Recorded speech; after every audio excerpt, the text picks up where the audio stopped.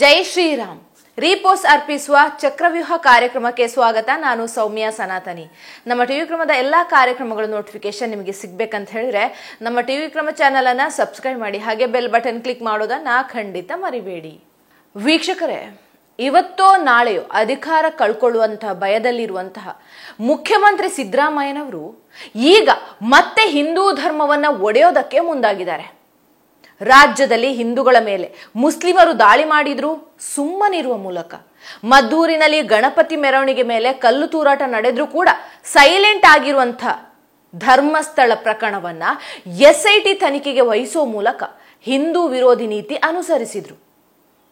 ಜಾತಿಗಳ ಮಧ್ಯೆ ಕಿಚ್ಚು ಹಚ್ಚೋದಕ್ಕೆ ಸಾಮಾಜಿಕ ಆರ್ಥಿಕ ಸಮೀಕ್ಷೆ ಹೆಸರಲ್ಲಿ ಜಾತಿ ಗಣತಿಗೆ ಆದೇಶ ಹೊರಡಿಸಿದ್ರು.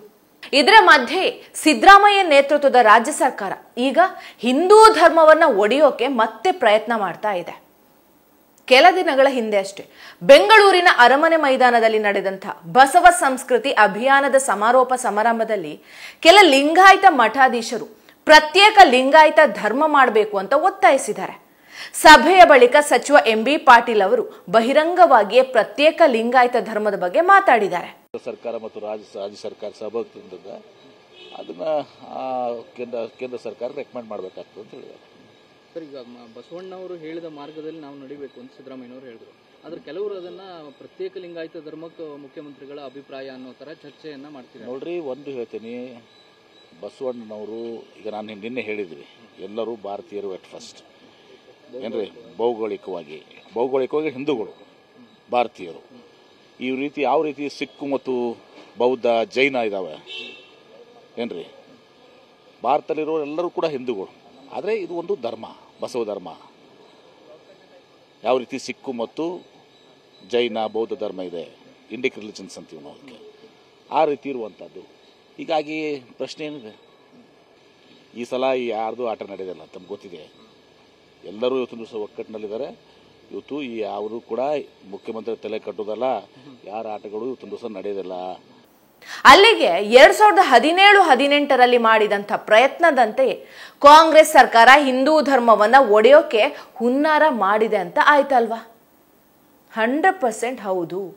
ರಾಜ್ಯ ಸರ್ಕಾರ ಮತ್ತೆ ಪ್ರತ್ಯೇಕ ಲಿಂಗಾಯತ ಧರ್ಮದ ವಿವಾದದ ಬೆಂಕಿಗೆ ತುಪ್ಪ ಸುರಿಯೋ ಮೂಲಕ ಲಿಂಗಾಯತ ಸಮುದಾಯವನ್ನೇ ಇಬ್ಬಾಗ ಮಾಡೋದಕ್ಕೆ ಟ್ರೈ ಮಾಡ್ತಾ ಇದೆ. ಲಿಂಗಾಯತರು ಹಿಂದೂ ಧರ್ಮಕ್ಕೆ ಸೇರಿದವರಾಗಿದ್ದಾರೆ. ಉತ್ತರ ಕರ್ನಾಟಕದಲ್ಲಿ ಹೆಚ್ಚಿನ ಮಂದಿ ಬಿಜೆಪಿಗೆ ಮತ ನೀಡ್ತಾರೆ. ಪ್ರಧಾನಿ ನರೇಂದ್ರ ಮೋದಿಜಿ ಅವರ ಮೇಲಿನ ಅಭಿಮಾನ, ಮಾಜಿ CM BS ಯಡಿಯೂರಪ್ಪನವರಿಂದಾಗಿ ಉತ್ತರ ಕರ್ನಾಟಕದ ಲಿಂಗಾಯತರು ಬಿಜೆಪಿಗೆ ಮತ ನೀಡ್ತಾರೆ. ಆದ್ರೆ ಇದನ್ನ ಒಡಿಬೇಕು, ಲಿಂಗಾಯತರನ್ನ ಕಾಂಗ್ರೆಸ್ಗೆ ಸೆಳಿಬೇಕು ಅನ್ನೋದು ಸಿದ್ದರಾಮಯ್ಯ ಅಂಡ್ ಗ್ಯಾಂಗಿನ ಹುನ್ನಾರ.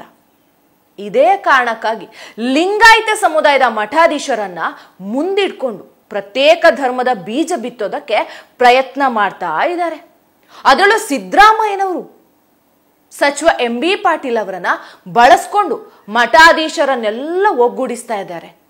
ಸಚಿವರ ಬಾಯಲ್ಲೇ ಪ್ರತ್ಯೇಕ ಧರ್ಮದ ಹೇಳಿಕೆ ನೀಡಿಸಿದ್ದಾರೆ ಅನ್ನೋದ್ರಲ್ಲಿ ಡೌಟೇ ಬೇಡ. ಆದ್ರೆ ಇದರಲ್ಲಿ ಸಿದ್ದರಾಮಯ್ಯನವರು ಯಶಸ್ವಿ ಆಗೋದಿಲ್ಲ ಅನ್ನೋದು ಮಾತ್ರ ಗ್ಯಾರಂಟಿ.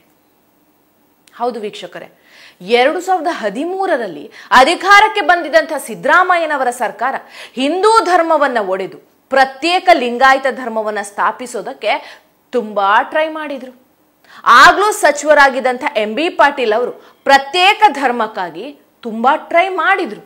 ಸಚಿವರಾಗಿ ಖಾತೆಯನ್ನು ನಿಭಾಯಿಸೋದಕ್ಕೆ, ವೋಟ್ ಹಾಕಿ ಗೆಲ್ಲಿಸಿದಂಥ ಜನರ ಸಮಸ್ಯೆಗಳೇನು ಅಂತ ಕೇಳೋದಕ್ಕೆ ಪಾಟೀಲ್ರ ಬಳಿ ಸಮಯವೇ ಇರಲಿಲ್ಲ ಪಾಪ. ಮಠಾಧೀಶರನ್ನ ಒಗ್ಗೂಡಿಸಿದ್ರು, ಪ್ರತ್ಯೇಕ ಧರ್ಮದ ಪರವಾಗಿ ಹೋರಾಟ ನಡೆಸಿದ್ರು, ಆ ಹೋರಾಟದ ಪರವಾಗಿ ತಾವೂ ನಿಂತರು. ಹೇಗಿದ್ರು ಹಿಂದೂ ಧರ್ಮವನ್ನ ಒಡಿಬೇಕು ಅಂತ ಸಿದ್ದರಾಮಯ್ಯನವರು ತೀರ್ಮಾನ ಮಾಡಿದ್ರಲ್ವಾ? ಹಾಗಾಗಿ ಪಾಟೀಲರ ಪರವಾಗಿ ಮುಖ್ಯಮಂತ್ರಿ ಅವರೇ ನಿಂತು ಬಿಟ್ರು.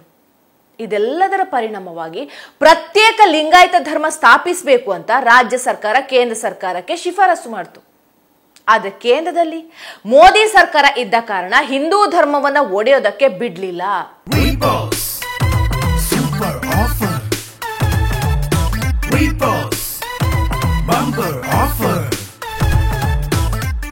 ರೀಪೋಸ್ ಮ್ಯಾಟ್ರೆಸ್ ಅನ್ನು ಖರೀದಿಸಿ ಸ್ಮಾರ್ಟ್ ಟಿವಿಯನ್ನು ಉಚಿತವಾಗಿ ಪಡೆಯಿರಿ. ರೀಪೋಸ್ ಮ್ಯಾಟ್ರೆಸ್. ರಾಜ್ಯ ಸರ್ಕಾರದ ಶಿಫಾರಸನ್ನ ಕೇಂದ್ರ ಸರ್ಕಾರ ಖಡಾಖಂಡಿತವಾಗಿ ತಿರಸ್ಕಾರ ಮಾಡಿತು. ಇದಿಷ್ಟೇ ಆಗಿದ್ದಿದ್ರೆ ಪರವಾಗಿರ್ಲಿಲ್ಲ. 2018ರ ವಿಧಾನಸಭಾ ಚುನಾವಣೆಯಲ್ಲಿ ಕಾಂಗ್ರೆಸ್ ಅನ್ನ ಜನ ಹೀನಾಮಾನವಾಗಿ ಸೋಲಿಸಿದ್ರು. 2013ರ ವಿಧಾನಸಭಾ ಚುನಾವಣೆಯಲ್ಲಿ 122 ಸ್ಥಾನ ಪಡೆದಿದ್ದಂತಹ ಕಾಂಗ್ರೆಸ್ 2018ರ ಚುನಾವಣೆಯಲ್ಲಿ ಕೇವಲ 80 ಸ್ಥಾನಗಳಿಗೆ ಕುಸಿಯಿತು. ಹಿಂದೂ ಧರ್ಮವನ್ನ ಒಡೆದು ಪ್ರತ್ಯೇಕ ಲಿಂಗಾಯತ ಧರ್ಮವನ್ನ ಸ್ಥಾಪಿಸೋದಕ್ಕೆ ಹೊಟ್ಟಿದ್ದಂಥ ಕಾಂಗ್ರೆಸ್ ಸರ್ಕಾರವನ್ನ ರಾಜ್ಯದ ಜನ ಕಿತ್ತೆಸೆದ್ಬಿಟ್ರು. ಹಿಂದೂಗಳು ಕಾಂಗ್ರೆಸ್ಗೆ ಸರಿಯಾದ ಪಾಠವನ್ನೇ ಕಲಿಸಿದ್ರು. ಇಷ್ಟಾದ್ರೂ ಅಧಿಕಾರದ ಮುಸ್ಸಂಜೆಯಲ್ಲಿರುವಂತಹ ಸಿದ್ದರಾಮಯ್ಯನವರು ಮತ್ತೆ ಪ್ರತ್ಯೇಕ ಧರ್ಮದ ದಾಳವನ್ನ ಬಳಸ್ತಾ ಇದ್ದಾರೆ. ರಾಜ್ಯದಲ್ಲಿ ಜಾತಿ ಗಣತಿಯಲ್ಲಿ ನಡೀತಿರುವಂತಹ ಅವಾಂತರಗಳು, ಅಧಿಕಾರದಿಂದ ಕೆಳಗಿಳಿಸುವ ಕುರಿತು ಹೈಕಮಾಂಡ್ ನಡೆಸ್ತಾ ಇರುವಂತಹ ಕಸರತ್ತು, ರಾಜಕೀಯ ಎದುರಾಳಿಗಳು ಬಳಸ್ತಾ ಇರುವಂತಹ ಅಸ್ತ್ರಗಳಿಂದ ತಪ್ಪಿಸ್ಕೊಳ್ಳೋದಕ್ಕೆ ಸಿದ್ದರಾಮಯ್ಯನವರು ಇಂಥ ವಿಷಯಗಳನ್ನ ಮುನ್ನೆಲೆಗೆ ತರ್ತಾ ಇದ್ದಾರೆ.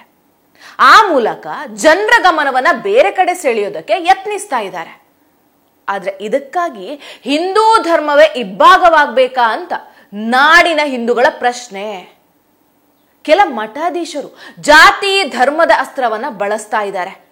ಹಿಂದೂ ಧರ್ಮವನ್ನ ಒಡೆದು ಪ್ರತ್ಯೇಕ ಧರ್ಮವನ್ನ ಸ್ಥಾಪಿಸಿ ಆ ಧರ್ಮಕ್ಕೆ ತಾವೇ ಅಧಿಪತಿಗಳಾಗಬೇಕು ಅನ್ನೋ ಕನಸು ಕಾಣ್ತಾ ಇದ್ದಾರೆ. ಇದೇ ಕಾರಣಕ್ಕಾಗಿ ಹಿಂದೂ ವಿರೋಧಿ ಸಿದ್ದರಾಮಯ್ಯ ಹಾಗೂ MB ಪಾಟೀಲ್ ಅವರನ್ನ ಅಸ್ತ್ರವನ್ನಾಗಿ ಬಳಸ್ತಾ ಇದ್ದಾರೆ. ಸಿದ್ದರಾಮಯ್ಯ ಹಾಗೂ MB ಪಾಟೀಲರು ಅಷ್ಟೇ, ಹೇಗಾದ್ರೂ ಮಾಡಿ ಪ್ರತ್ಯೇಕ ಧರ್ಮವನ್ನು ಸ್ಥಾಪಿಸಬೇಕು ಅಂತ ಟ್ರೈ ಮಾಡ್ತಾ ಇದ್ದಾರೆ. ಅದರಲ್ಲೂ MB ಪಾಟೀಲರು ಪ್ರತ್ಯೇಕ ಧರ್ಮಕ್ಕಾಗಿ ನೀಡಿರುವಂತಹ ಸ್ಪಷ್ಟನೆಗಳೇ ವಿಚಿತ್ರ ಆಗಿದೆ. ಭಾರತದಲ್ಲಿರುವಂತಹ ಪ್ರತಿಯೊಬ್ಬರು ಭೌಗೋಳಿಕವಾಗಿ ಹಿಂದೂಗಳೇ, ಲಿಂಗಾಯತರು ಕೂಡ ಹಿಂದೂಗಳೇ ಆಗಿದ್ದಾರೆ.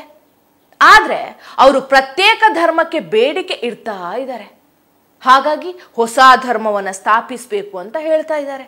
ಒಂದು ಹೇಳ್ತೀನಿ, ಬಸವಣ್ಣನವರು ಈಗ ನಾನು ನಿನ್ನೆ ಹೇಳಿದ್ವಿ, ಎಲ್ಲರೂ ಭಾರತೀಯರು ಎಟ್ ಫಸ್ಟ್ ಏನ್ರಿ, ಭೌಗೋಳಿಕವಾಗಿ ಹಿಂದೂಗಳು ಭಾರತೀಯರು. ಈ ರೀತಿ ಯಾವ ರೀತಿ ಸಿಕ್ಕು ಮತ್ತು ಬೌದ್ಧ ಜೈನ ಇದಾವೆ ಏನ್ರಿ, ಭಾರತದಲ್ಲಿರೋ ಎಲ್ಲರೂ ಕೂಡ ಹಿಂದೂಗಳು. ಆದರೆ ಇದು ಒಂದು ಧರ್ಮ, ಬಸವ ಧರ್ಮ. ಯಾವ ರೀತಿ ಸಿಕ್ಕು ಮತ್ತು ಜೈನ ಬೌದ್ಧ ಧರ್ಮ ಇದೆ, ಇಂಡಿಕ್ ರಿಲಿಜನ್ಸ್ ಅಂತೀವಿ ನಾವು ಅದಕ್ಕೆ, ಆ ರೀತಿ ಇರುವಂತದ್ದು. ಹೀಗಾಗಿ ಪ್ರಶ್ನೆ ಏನಿದೆ, ನಾವೆಲ್ಲರೂ ಹಿಂದೂಗಳಂತ ಆದಾಗ ಪ್ರತ್ಯೇಕ ಧರ್ಮದ ಮಾತು ಎಲ್ಲಿಂದ ಉದ್ಭವಿಸುತ್ತೆ ಅನ್ನೋದನ್ನ MB ಪಾಟೀಲ್ರೇ ಹೇಳ್ಬೇಕಪ್ಪ. ಪ್ರತ್ಯೇಕ ಧರ್ಮದ ವಿಚಾರದಲ್ಲಿ ಕರ್ನಾಟಕ ಸರ್ಕಾರದ ಸಚಿವರಲ್ಲೇ ಈಗ ಭಿನ್ನಾಭಿಪ್ರಾಯ ಮೂಡಿದೆ. ವೀರಶೈವ ಹಾಗೂ ಲಿಂಗಾಯತರು ಬೇರೆ ಬೇರೆ ಅಲ್ಲ ಅಂತ ಸಚಿವ ಈಶ್ವರ ಖಂಡ್ರೆ ಅವರೇ ಹೇಳಿದ್ದಾರೆ. ಆ ಮೂಲಕ ಪ್ರತ್ಯೇಕ ಧರ್ಮದ ಸ್ಥಾಪನೆ ಮಾಡೋ ಅವಶ್ಯಕತೆ ಇಲ್ಲ ಅಂತ ಸ್ಪಷ್ಟವಾಗಿ ಹೇಳಿದ್ದಾರೆ. ಆದ್ರೆ MB ಪಾಟೀಲ್ರು ಮಾತ್ರ ಯಾವ್ದ್ಯಾವುದೋ ಧರ್ಮದ ಉದಾಹರಣೆ ಕೊಟ್ಟು ಪ್ರತ್ಯೇಕ ಲಿಂಗಾಯತ ಧರ್ಮದ ಸ್ಥಾಪನೆ ಮಾಡೋದಕ್ಕೆ ಹೊಟ್ಟೆ ಬಿಟ್ಟಿದ್ದಾರೆ. ಹಾಗೆ ನೋಡಿದ್ರೆ ರಾಜ್ಯದಲ್ಲಿ ಲಿಂಗಾಯತ ಧರ್ಮದ ಸ್ಥಾಪನೆ ಆಗಬೇಕು, ಹಿಂದೂ ಧರ್ಮದಿಂದ ಪ್ರತ್ಯೇಕವಾಗಬೇಕು ಅಂತ ಯಾವ ಲಿಂಗಾಯತರು ಕೂಡ ಬೇಡಿಕೆ ಇಟ್ಟಿಲ್ಲ. 2018ರಲ್ಲಿ ಕೇಂದ್ರ ಸರ್ಕಾರ ಪ್ರತ್ಯೇಕ ಧರ್ಮದ ಬೇಡಿಕೆಯನ್ನು ತಿರಸ್ಕರಿಸಿದಾಗಲೂ ಲಿಂಗಾಯತರು ಚಕಾರ ಎತ್ತಲಿಲ್ಲ, ಬೀದಿಗಿಳಿದು ಹೋರಾಟ ಮಾಡಲಿಲ್ಲ. ಹೀಗಿದ್ರೂ ಕೂಡ ಕೆಲ ಮಠಾಧೀಶರು ಹಾಗೂ ಕಾಂಗ್ರೆಸ್ ಸರ್ಕಾರ ಕೂತು ಈಗ ಹಿಂದೂ ಧರ್ಮವನ್ನ 2 ಹೋಳು ಮಾಡೋದಕ್ಕೆ ಇನ್ನಿಲ್ಲದ ತಂತ್ರ ಹೂಡ್ತಾ ಇದೆ. ಅಖಿಲ ಭಾರತ ವೀರಶೈವ ಮಹಾಸಭಾವನ್ನೇ ದೂರವಿಟ್ಟು ಸಮಾವೇಶ ಮಾಡ್ತಾ ಇರುವಂತಹ ಸ್ವಾಮೀಜಿಗಳಿಗೆ ಹಿಂದೂ ಧರ್ಮವನ್ನ ಒಡಿಬೇಕು ಅನ್ನೋ ಕಾಂಗ್ರೆಸ್ ಸರ್ಕಾರಕ್ಕೆ ಇತಿಹಾಸದ ತಿಳುವಳಿಕೆ ಇಲ್ಲ ಅಂತ ಕಾಣಿಸ್ತಾ ಇದೆ. ಭಾರತದಲ್ಲಿ 1871ರಲ್ಲಿ ಮೊದಲ ಜಾತಿ ಗಣತಿ ನಡೆದಾಗಿನಿಂದಲೂ ಲಿಂಗಾಯತರು ಹಿಂದೂ ಧರ್ಮದವರಂತಲೇ ವರ್ಗೀಕರಿಸಲಾಗಿತ್ತು. ಹಾಗೆ ಲಿಂಗಾಯತರನ್ನ ಹಿಂದೂ ಧರ್ಮದ ಅಂಗವೆಂದೇ ಪರಿಗಣಿಸಲಾಗಿದೆ. ಲಿಂಗಾಯತ ವೀರಶೈವರು ಹಿಂದೂ ಧರ್ಮದ ಅವಿಭಾಜ್ಯ ಅಂಗ. ಈ ಕುರಿತು ಇದಾಗಲೇ 1871ರ ಮೊದಲ ಜಾತಿ ಗಣತಿ ವರದಿಯಲ್ಲಿ ದಾಖಲಾಗಿದೆ. ಹೀಗಿದ್ರೂ ಕೂಡ ಪ್ರತ್ಯೇಕ ಧರ್ಮಕ್ಕಾಗಿ ಇವರೆಲ್ಲ ಕುತಂತ್ರ ಮಾಡ್ತಿರೋದನ್ನ ನೋಡಿದ್ರೆ ಇವರು ಹಿಂದೂ ಧರ್ಮದ ವಿರುದ್ಧವೇ ಷಡ್ಯಂತರ ಮಾಡಿದಂತೆ ಕಾಣ್ತಾ ಇದೆ. ವೀಕ್ಷಕರೇ, ನಿಮಗೆ ಪ್ರತ್ಯೇಕ ಧರ್ಮಕ್ಕೆ ಸಂಬಂಧಿಸಿದಂತೆ ಇನ್ನೊಂದು ಸ್ಫೋಟಕ ಸತ್ಯವನ್ನ ಹೇಳಬೇಕು. ಪ್ರತ್ಯೇಕ ಲಿಂಗಾಯತ ವೀರಶೈವ ಧರ್ಮದ ಕುರಿತು ರಾಜ್ಯ ಸರ್ಕಾರ ಮಾಡಿದ್ದ ಶಿಫಾರಸನ್ನ 2013ರಲ್ಲಿ ಅಂದಿನ UPA ಸರ್ಕಾರವೇ ತಿರಸ್ಕಾರ ಮಾಡಿತ್ತು. ಲಿಂಗಾಯತ ವೀರಶೈವರು ಹಿಂದೂ ಧರ್ಮದ ಭಾಗ, ಅದಕ್ಕೆ ಅಲ್ಪಸಂಖ್ಯಾತ ಸ್ಥಾನಮಾನ ನೀಡಿದ್ರೆ ಅದರಿಂದ ದಲಿತರ ಮೀಸಲಾತಿಗೆ ಕುತ್ತು ಬರುತ್ತೆ ಅಂತ ಅಭಿಪ್ರಾಯ ಪಟ್ಟಿತ್ತು. UPA ಸರ್ಕಾರದ ತೀರ್ಮಾನವನ್ನು ಆಧರಿಸಿ ಹಾಗೆ ಹಿಂದೂ ಧರ್ಮದ ಏಕತೆಗಾಗಿ 2018ರಲ್ಲಿ ಮೋದಿಜಿ ನೇತೃತ್ವದ ಕೇಂದ್ರ ಸರ್ಕಾರ ಪ್ರತ್ಯೇಕ ಧರ್ಮದ ಶಿಫಾರಸನ್ನ ತಿರಸ್ಕಾರ ಮಾಡಿತು. ಇದೆಲ್ಲವೂ ಮುಖ್ಯಮಂತ್ರಿ ಸಿದ್ದರಾಮಯ್ಯನವರಿಗೆ, ಲಿಂಗಾಯತ ಮಠಾಧೀಶರಿಗೆ ಗೊತ್ತಿಲ್ಲ ಅಂತಲ್ಲ, ಎಲ್ಲಾ ಗೊತ್ತಿದ್ರು ಕೂಡ ಇವರು ಹಿಂದೂ ಧರ್ಮವನ್ನ ಪೀಸ್ ಮಾಡಬೇಕು ಅಂತ ಹುನ್ನಾರ ಮಾಡ್ತಾ ಇದ್ದಾರೆ. ಕೇಂದ್ರದಲ್ಲಿ ಮೋದಿಜಿ ಸರ್ಕಾರವೇ ಇರುವ ಕಾರಣ ರಾಜ್ಯ ಸರ್ಕಾರದ ಶಿಫಾರಸನ್ನಾಗಲಿ ಮಠಾಧೀಶರ ಬೇಡಿಕೆಯನ್ನಾಗಲಿ ಈಡೇರಿಸೋದಿಲ್ಲ. ಅಷ್ಟರ ಮಟ್ಟಿಗೆ ಮೋದಿಜಿ ಸರ್ಕಾರ ಹಿಂದೂ ಧರ್ಮದ ರಕ್ಷಣೆಗಾಗಿ ಕಟಿಬದ್ಧವಾಗಿದೆ. ಆದರೆ ಕೆಲವೇ ತಿಂಗಳಲ್ಲಿ ಅಧಿಕಾರ ಕಳ್ಕೊಳ್ಳುವಂತಹ ಭೀತಿಯಲ್ಲಿರೋ ಸಿದ್ದರಾಮಯ್ಯನವರು ಇನ್ನಾದ್ರೂ ಹಿಂದೂ ಧರ್ಮವನ್ನ ಒಡೆಯುವ ಕೆಲಸಕ್ಕೆ ಕೈ ಹಾಕಬಾರ್ದು.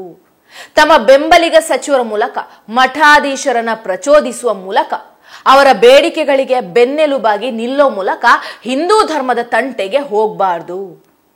ಇಲ್ಲದಿದ್ರೆ ಕಾಂಗ್ರೆಸ್ಸಿಗೆ ಮುಂದಿನ ಚುನಾವಣೆಯಲ್ಲಿ ಹಿಂದೂಗಳು 2018ರಲ್ಲಿ ಕಲಿಸಿದಂಥ ಪಾಠವನ್ನೇ ಕಲಿಸ್ತಾರೆ. ರಾಜ್ಯ ದೇಶ ಇತಿಹಾಸದಲ್ಲಿ ಸಿದ್ದರಾಮಯ್ಯನವರು ಮತ್ತೊಬ್ಬ ಮೊಹಮ್ಮದ್ ಗಜ್ನಿ, ಮೊಘಲರು ಹಾಗೂ ಟಿಪ್ಪು ಸುಲ್ತಾನರಂತೆ ಕಪ್ಪು ಚುಕ್ಕೆ ಆಗ್ತಾರೆ. ನಿಮಗಿದು ಗೊತ್ತಿರಲಿ ಸಿದ್ದರಾಮಯ್ಯನವರೇ.